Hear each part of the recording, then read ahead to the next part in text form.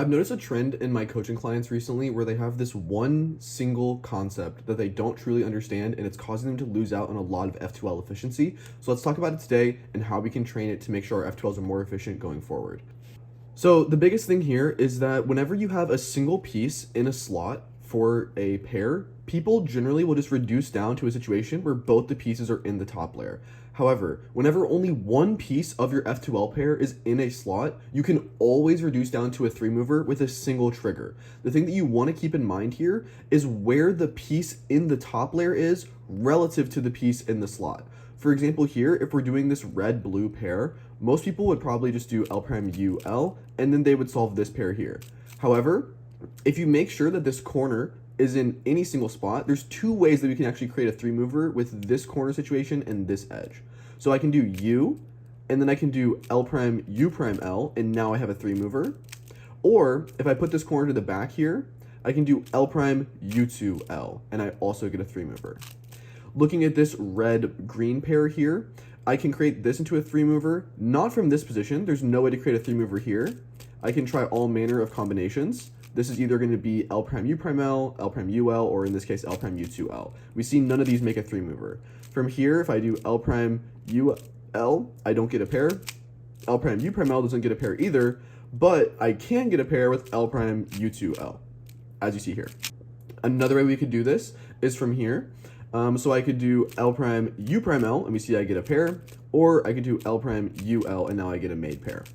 This is just a really important concept to understand, and this doesn't just go for things into the front. For example, if I was from here, it's a lot harder to see this edge at the back, so maybe you would just do LU L prime if you know it's there. But if you're ever aware of this piece at the back, you always want to reduce down to a 3-mover. So here, U2, L, U prime, L prime.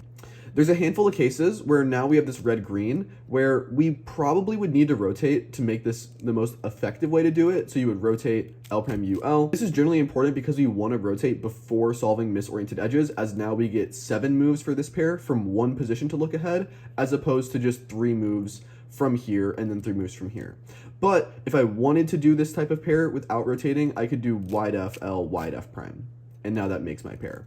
Same thing here, I could also do wide F prime, L prime, wide F, and now I get a 3-mover.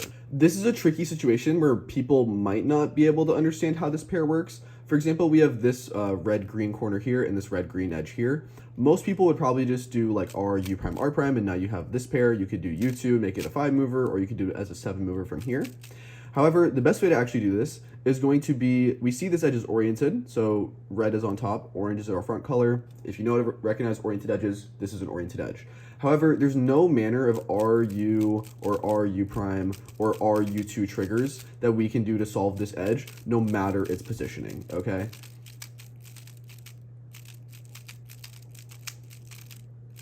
I'm just gonna exhaust all of them so you believe me.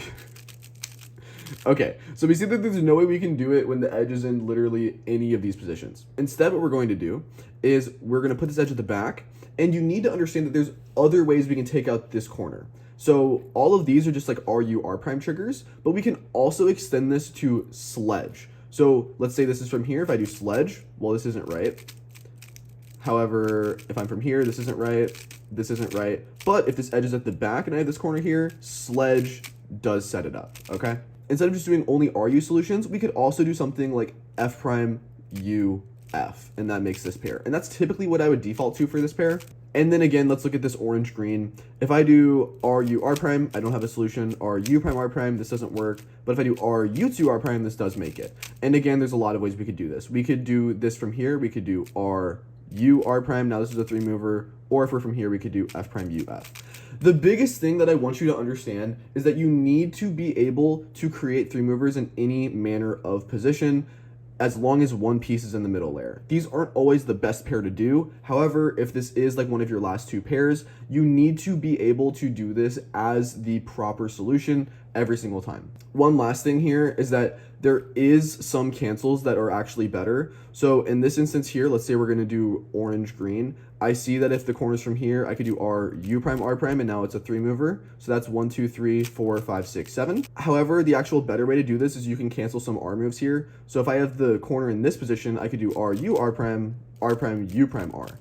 Now, here we have two R prime moves back to back. So this pair actually just becomes R, U, R2, U prime R. And that's a 5-move solution with the cancel. Same thing here on the left side. If I do U, L prime, U, L, 3-mover, or L prime, U prime, L, 3-mover. But the best way to actually do it is to set up the corner in line with the edge, and now you get the double move cancel here. What I would tell you to do is just get a scramble, and then if you are going to do a solution where you just reduce down to 2 pieces in the top layer, don't do that. I have told you just now that you can always reduce down to a 3-mover, so you should always be aiming to do this. You can try any manner of these triggers. So like I said, that's RU prime, RU prime R prime, RU2 R prime, sledge, and then the F move variants of those first 2 triggers that I talked about. So that would be F prime UF, F prime U prime F. And experiment with all of these when the piece in the top layer is in every single possible position. There's only 4 positions it can be in the top layer, so make sure you're aware of what options you have. As you saw from these examples, there's a lot of options for a lot of these that you probably didn't even know existed. Hopefully you found this helpful. If you're someone in like that 11 to 20 second range and you find yourself doing this a lot, please try to implement these types of concepts. It's going to save you a lot of F2L efficiency going forward. Imagine you got 4 of these pairs back to back and you did the inefficient solution every single time. This is going to be roughly 4 move save on every single pair. So that would be close to like 4 times 4. So that would be 16 moves saved on F2L if you got these situations every single time. Hopefully you found this useful. If you want to get coaching from me, you can go to solvewithdylan.com, book a session with me. We can try to help you out. I coach anyone, no matter the speed. I've been a coach for some of the longest time in North America, and I would love to help you on your journey. Thank you so much for watching. Hopefully this was helpful. I will see you in the next one.